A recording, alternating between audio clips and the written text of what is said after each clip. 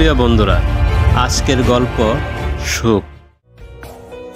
তোর জন্য না একটা বিয়ের প্রস্তাব এসেছিল হিমা, কিন্তু তাদের একটা শর্ত আছে। অফিসে যাওয়ার জন্য রেডি হচ্ছিল হিমা।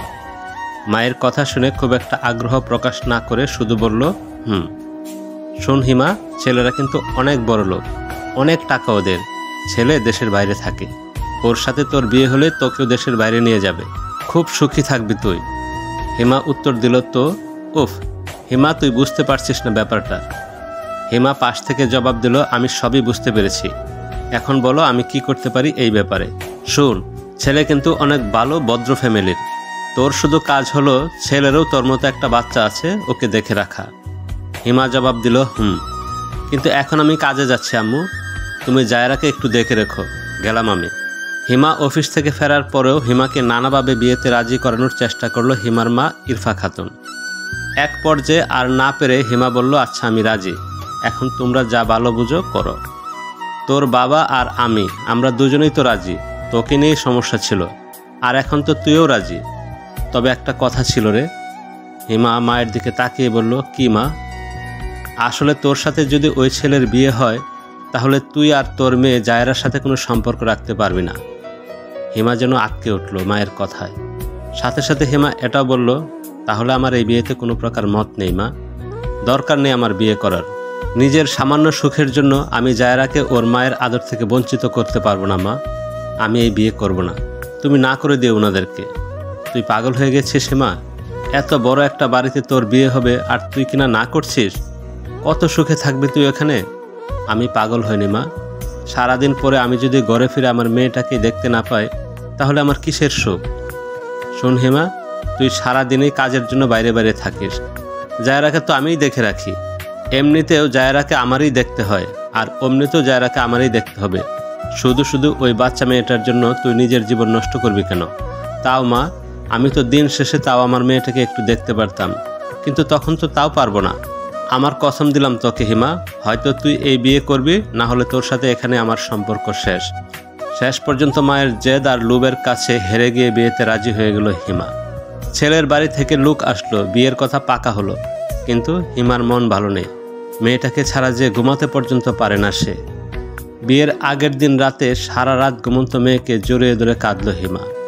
হিমার মনে হলো তার সকল সুখের ভাণ্ডার এখানে, কিন্তু সে সুখ খুঁজতে যাচ্ছে অন্য কোনো কুঠিরে। অবশেষে বিয়েটা হয়ে গেল হিমার। বিয়ের এক সপ্তাহ পরেই বরের সাথে কানাডায় চলে গেল হিমা। এখানে এসে হিমার কোনো কাজই করা লাগে না, শুধু সময় মতো তার বর আরফান আহমেদ এবং ছোট্ট ছেলে আরিয়ানের খাওয়া আর ঘুম পাড়ানো বাদে। আরফান আহমেদও খুব ভালোভাবে মিশে গেছে হিমার সাথে, আর আরিয়ান তো হিমাকে বলতে পাগল, সারা দিন হিমার পাশে পাশে থাকে। সুখ যেন এখন হিমার খুব নিকটে, কিন্তু হিমা চাইলেও ছুঁইতে পারছে না। আরিয়ানকে দেখলেই হিমার জায়রার কথা আরও বেশি বেশি মনে পড়ে, কারণ জায়রা আর আরিয়ান সমবয়সী। আরিয়ানের মতো জায়রাও হিমাকে দেখলে মা মা বলে ছুটে আসতো, কিন্তু এখন আর জায়রা ছুটে আসে না, কারণ তার মা এখানে থাকলেও সে তো খুবই দূরে। আরফান আহমেদ আর তার পরিবারের কড়া নিষেধ যেন হিমা জায়রার সাথে কোনো প্রকার সম্পর্ক না রাখে, কিন্তু হিমা এখনও খুব করে চায় তার মেয়ে জায়রাকে একটু জড়িয়ে ধরে আদর করতে, একটু কুলে নিয়ে হাঁটতে, কিন্তু নিষেধ নামের শব্দটির কাছে পরাজিত সে। চাইলেও মেয়ের সাথে কোনো যোগাযোগ করতে পারে না হিমা। আজকাল হিমার মন আগের তুলনায় বেশ ভালো থাকে, কারণ তার বর আরফান তার কষ্ট হয়তো খানিক হলেও বুঝতে পেরেছে। কানাডা থেকে আরফান অনেক কিছু পাঠায় হিমার মেয়ে জায়রার জন্য, ড্রেস, চকলেট, জুতো, লোশন, শ্যাম্পু, ক্রিম থেকে শুরু করে সব কিছু পাঠানো হয় জায়রার জন্য। মেয়েকে না দেখতে পেলেও এসব পেয়ে নাকি হিমার মেয়ে জায়রা অনেক বেশি খুশি হয়। হিমা এটা তার মায়ের কাছ থেকে শুনেছে। তবু হিমা খুবই খুশি হয়, কারণ তার মেয়ে তার থেকে দূরে থাকলেও ভালো আছে, সুখে আছে, এটাই বড় কথা।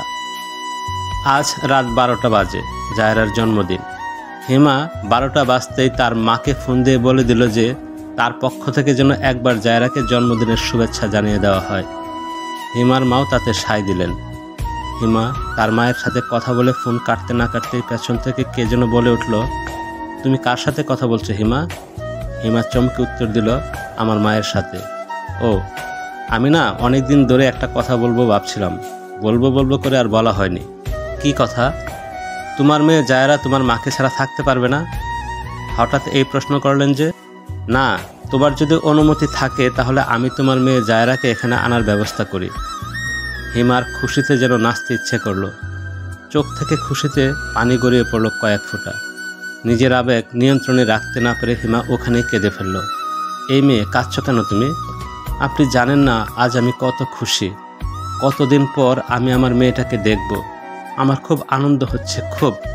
থাক আর কেঁদো না, আমি খুব জলদি তোমার মেয়েকে তোমার কাছে ফিরিয়ে আনছি। খুব বেশি সময় লাগে না জায়রাকে হিমার কাছে নিয়ে আসতে। জায়রাও হিমাকে পেয়ে খুব খুশি। জায়রাকে ওখানে একটা স্কুলে ভর্তি করিয়ে দেওয়া হলো। হিমা নিজে আজ জায়রা আর আরিয়ানকে একসাথে রেডি করে দিল স্কুলে যাওয়ার জন্য। পাশাপাশি দুই ভাই বোন একজন একজনের হাত ধরে স্কুলে যাওয়ার জন্য হেঁটে যাচ্ছে।